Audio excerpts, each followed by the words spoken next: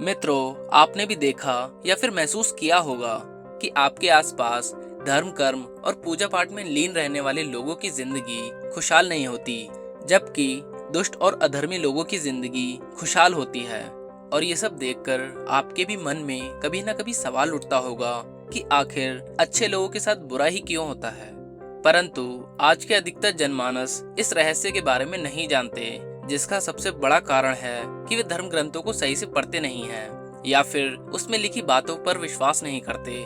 आज की इस वीडियो में हम जानेंगे कि आखिर अच्छे लोगों के साथ हमेशा बुरा ही क्यों होता है, जिसका वर्णन भागवत गीता में भगवान श्री कृष्ण ने विस्तार से किया है। धर्म ग्रंथों में भागवत गीता एक ऐसा धर्म ग्रंथ है जिसमें मनुष्य के मन में उठने वाले हर प्रश्नों का हल विस्तार से बताया गया है। भागवत गीता में वर्णित कथा के अनुसार अर्जुन के मन में जब भी कोई दुविधा उत्पन्न होती थी तो वो उसके समाधान के लिए श्री कृष्ण के पास पहुंच जाते थे। एक दिन की बात है, अर्जुन भगवान श्री कृष्ण के पास आए, उनसे बोले, हे वासुदेव, मुझे एक दुविधा ने घेर रखा है और इसका समाधान आप ही बता सकते हैं। तब श्री कृष्ण ने अर्जुन से कहा, हे पार्थ, अपने मन की दुविधा विस्तार से बताओ, तब मैं तुम्हें उसका हल बताऊंगा।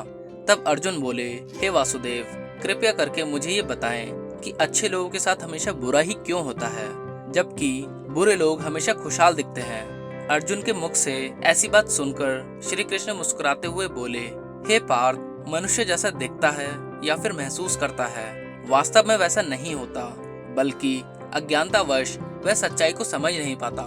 श्री कृष्ण की बातें सुनकर अर्जुन हैरान हो गए और बोले, हे वासुदेव, आप क्या कहना चाहते हैं, मेरी समझ में नहीं आया। तब श्री कृष्ण बोले, अब मैं तुम्हें एक कथा सुनाता हूँ, जिसे जानने के बाद तुम समझ जाओगे कि हर एक प्राणी को उसके कर्मों के हिसाब से ही फल मिलता है। अर्थात जो बुरा कर्म करता है उसे बुरा फल मिलता है और जो अच्छा कर्म करता है उसे अच्छा फल मिलता है, क्योंकि अच्छे और बुरे कर्म तो मनुष्य पर निर्भर होते हैं। प्रकृति प्रत्येक को अपने राह चुनने का मौका देती है। अब इसका फैसला करना कि वो किस राह पर चलना चाहता है, ये व्यक्ति विशेष की इच्छा पर निर्भर करता है। फिर कथा सुनाते हुए श्री कृष्ण बोले, बहुत समय पहले की बात है, एक नगर में दो पुरुष रहा करते थे। उनमें से एक पुरुष व्यापारी था, जिसके लिए अपने जीवन में धर्म और नीति की बहुत महत्व थी। वो पूजा पाठ और भगवान की भक्ति में बहुत विश्वास करता था। चाहे कुछ भी हो जाए, वो रोज मंदिर जाना नहीं भूलता और ना ही धर्म कर्म के किसी कार्य में किसी प्रकार की कमी रखता था। कुछ भी हो जाए, वो नित्य भगवान की पूजा और अर्चना किया करता था। वहीं दूसरी ओर उसी नगर का दूसरा पुरुष पहले से बिल्कुल विपरीत था। वो प्रतिदिन मंदिर तो जाया करता था, परंतु पूजा पाठ के उद्देश्य से नहीं, बल्कि मंदिर के बाहर से चप्पल और धन चुराने के लिए जाता था। उसे दान धर्म, न्याय नीति किसी से भी कुछ लेना देना नहीं था। इसी तरह समय बीतता गया और एक दिन उस नगर में जोर से बारिश हो रही थी, जिसकी वजह से उस दिन नगर में मंदिर में पंडित के अलावा कोई नहीं था। ये बात जब दूसरे पुरुष को पता चली तो उसके मन में ख्याल आया कि ये सही मौका है मंदिर के धन को चुराने का, और वो बारिश में ही मंदिर पहुंच गया। मंदिर पहुंचकर उस बुरे व्यक्ति ने पंडित से नजर बचाते हुए मंदिर में मौजूद सारे धन और जेवरात चुरा लिए और बड़ी प्रसन्नता से वहां से निकल गया। उसी समय धर्म कर्म में विश्वास करने वाला व्यापारी भी मंदिर पहुंचा और भगवान के दर्शन किए, परंतु दुर्भाग्य से मंदिर का पुजारी उस भले व्यापारी को ही चोर समझ बैठा और शोर मचाने लगा। शोर सुनकर मंदिर में लोगों की भीड़ जमा हो गई और सभी लोग उस भले व्यापारी को ही चोर समझ बैठे और उसे अपमानित करने लगे। ये देखकर वो भला व्यक्ति हैरान हो गया और उसे समझ नहीं आ रहा था कि उसके साथ ये क्या हो रहा है। फिर वह किसी तरह लोगों से बचता बचाता हुआ उस मंदिर से निकल गया, लेकिन दुर्भाग्य ने उसका साथ वहीं नहीं छोड़ा। मंदिर से बाहर निकलते ही वह एक गाड़ी से टकरा गया और घायल हो गया।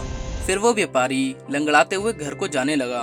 तभी रास्ते में उसकी मुलाकात एक दुष्ट व्यक्ति से हुई, जिसने मंदिर का धन चोरी किया था।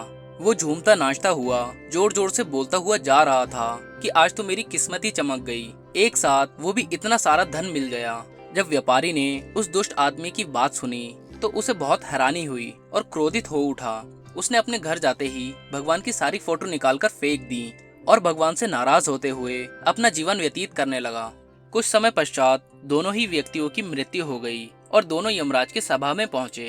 उस व्यापारी ने अपने बगल में उस दुष्ट व्यक्ति को खड़ा देखकर क्रोधी स्वर में यमराज से पूछ ही लिया कि मैं तो हमेशा अच्छे कर्म करता था, पूजा पाठ दान धर्म में विश्वास करता था, जिसके बदले मुझे पूरे जीवन भर सिर्फ अपमान और दर्द ही मिला, और इस अधर्म को करने वाले पापी व्यक्ति को नोटों से भरी पोटली मिली। आखिर ऐसा क्यों? इस पर यमराज ने उस व्यापारी को बताया कि पुत्र, तुम गलत सोच रहे हो। जिस दिन तुम्हें गाड़ी से टक्कर लगी थी, वास्तव में उस दिन तुम्हारे जीवन का आखिरी दिन था, परंतु तुम्हारे किए गए अच्छे कर्मों के कारण ही तुम्हारी मृत्यु एक छोटी सी चोट से परिवर्तित हो गई। और इस दुष्ट व्यक्ति के बारे में जानना चाहते हो तो पुत्र, दरअसल इसके भाग्य में राजयोग था, जो कि इसके दुष्कर्म और अधर्म के कारण एक छोटे से धन की पोटली में परिवर्तित हो गया।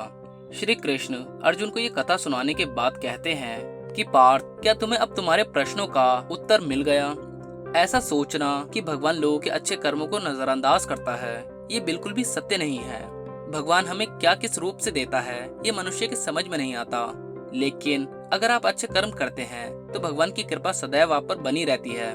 तो मित्रों, इस कहानी से ये पता लगता है कि आपको कभी भी अपने कर्मों को बदलना नहीं चाहिए, क्योंकि आपके कर्मों का फल आपको इसी जीवन में मिलता है, बस आपको उसका पता नहीं चलता।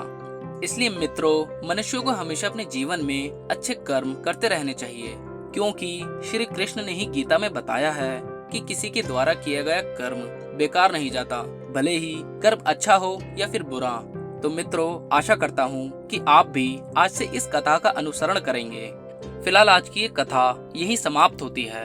अगर आपको हमारी ये कथा पसंद आई हो तो ज्यादा से ज्यादा लाइक और शेयर करें। साथ ही अगर आप हमारे चैनल पर पहली बार वीडियो देख रहे हैं तो ऐसी ही पौराणिक और आध्यात्मिक कथाओं के लिए इसे अभी सब्सक्राइब कर लें। और आज की हमारी वीडियो कैसी लगी इसे कमेंट करके जरूर बताएं। धन्यवाद।